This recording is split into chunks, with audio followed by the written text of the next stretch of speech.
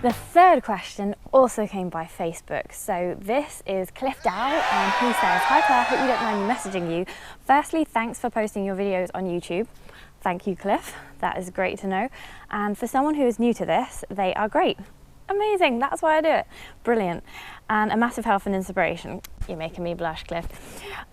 Did you say you were doing a video of the kit you used on the Druids Challenge? That is a 3 marathons in 3 days race that I did a couple of weekends ago. I'm doing it next year, and it will be my first multi-day ultra and only my second ultra. Yes, of course, I can show you what kit I used. I've got my backpack just here. It's a Salomon Sense Ultra. Just transparency, I used to work for Trail Running magazine, so I used to do a lot of gear testing, and this was in one of the gear tests, and it was my favourite one. I think it probably won the best in test, and so therefore I kept it. So I didn't pay for this pack. I know that now they retail for somewhere around 100, maybe even 120 pounds, so they are expensive. But the reason that I would recommend investing in a pack like this is because they are so comfortable. So basically it's like a little waistcoat. The material is soft, it's ventilated, and at the front the chest straps are stretchy, and they're really easy just to clip onto these little bits of string. So it's just so easy to use, and there's so many pockets, and the great thing is you can access pretty much all of them whilst you're on the move, which is really, really important if you want to keep moving during an ultra. So that for me was the first backpack. If I was never given any free kit again, I would buy this backpack. In fact, I'm hoping to do a long distance race this May, and I will be using something similar to this, I would imagine. I'm going to test some more, but I'm going to be using something similar because this is just so handy. So first of all, what goes in the pack? So first of all, I take a look at the mandatory kit list on a race. So on the Druids Challenge, the mandatory kit list isn't massive. All it said was that you've got to have a mobile phone fully charged. So here, my mobile phone and a charger, because I'm going to be using mine on the way because I was doing Facebook Live and broadcasting about the race. Then it just said 500 millilitres of water, so I just used these soft flasks. That's the water. If you're a particularly thirsty runner, there's another pocket on the side, so you could take a whole litre with you. You could also put some in the back as well. So those are the mandatory requirements. So then for me, my mandatory requirement would be to always take a really lightweight waterproof. You never know what's going to happen in 6 hours of running. So I took this really lightweight waterproof. Again, it's from a previous trail running test. So I'm going to be testing hopefully lightweight waterproof jackets later in the year. So I'll be updating what I use. But this is just a North Face jacket from their Flight series. It's really, really light. It's not a triple layer or anything. It's just like 1.5 layer. It's got taped seams, and that's the thing that you really must pay attention to when you're getting a waterproof. You need those taped seams. It's nothing fancy. It doesn't have a pocket. It only just has a bit of elastic for hood adjustment. The peak is not wired, so if it's windy, it flaps around in your face. And the cuffs, there's no adjustment there. It's just elastic. So, and there's no adjustment at the hem. Oh no, there is adjustment at the hem, sorry. It's a tiny, tiny bit of elastic there. So it's a very basic waterproof, but that's all you need if it's not going to be raining all day, I would say. Very lightweight waterproof. Then I would have a insulating layer, because I would be wearing what I'm wearing now, leggings, and I wouldn't be wearing this. I'd just be wearing the t-shirt, and so that's what I'd be wearing. So I'd be taking this layer with me. This is the lightest one that I own. This is also a North Face Flight Summit series from a previous trail running test.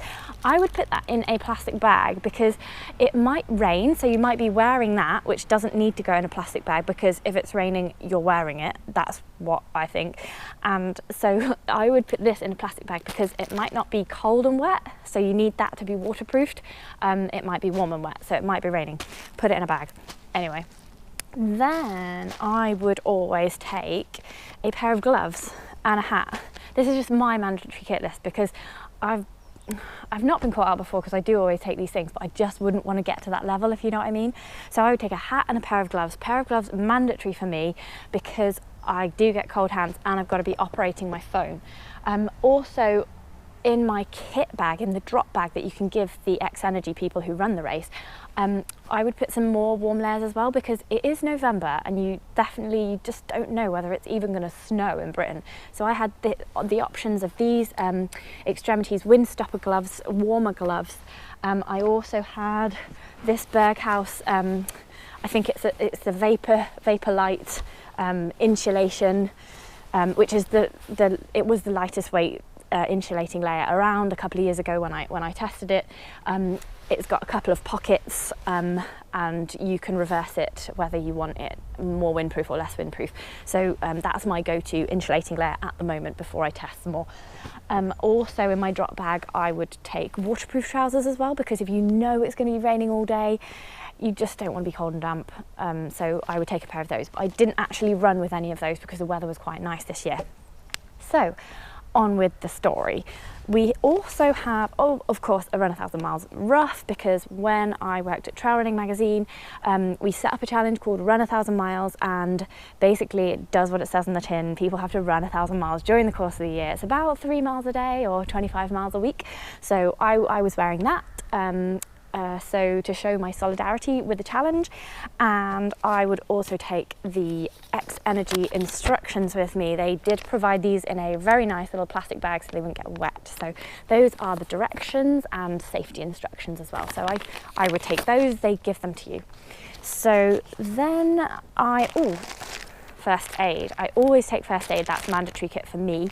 So in my first aid kit, I've got a compass. Even if I don't have a map, I always take this compass, because you can sort of vaguely know sometimes if a town is to the west or the north or the south, and so if you do get lost, this can be a handy way to relocate or just find the nearest road if you know that you have to head in a certain direction. Then I take a safety bag. A bag, not a blanket, because you want to be able to get in it. If you've got a blanket, you can just wrap it around you and you've got cold blowing in left, right and centre. If you're injured, you want to get in a bag. So I take a bag, and then I take some tampons for the ladies here, and then some Compeed and some normal plasters as well. Compeed is a really good blister plaster that I often use. So I also take some really bashed up Kendal mint cake from an old Berghaus event. That was gonna have to be an emergency if I'm eating that food.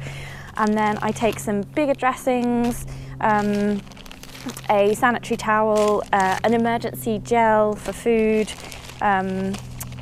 anti-acid tablets, some more plasters, safety pins, electrolyte, some tissues and some painkillers as well. So that is what's in my first aid kit. I take that everywhere, and I take that not just because of me, but because there are other people out there on the trail, people you might even just bump into, a dog walker perhaps, and they just might need your assistance. So that is why I take that with me at all times.